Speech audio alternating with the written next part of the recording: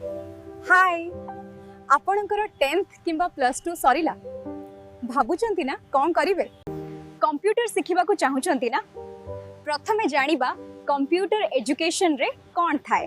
Computer education तीन प्रकार रो software hardware एवं प्रोग्रामिंग।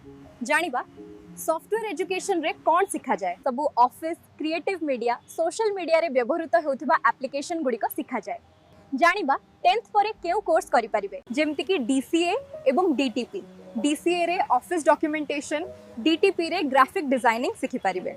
वर्तमान जानिबा हार्डवेयर एजुकेशन विषय रे जेउ मानकर कंप्यूटर रिपेयरिंग एवं नेटवर्किंग उपरे इंटरेस्ट अछि से माने सर्टिफिकेट कोर्स किंबा डिप्लोमा कोर्स करि परिबे।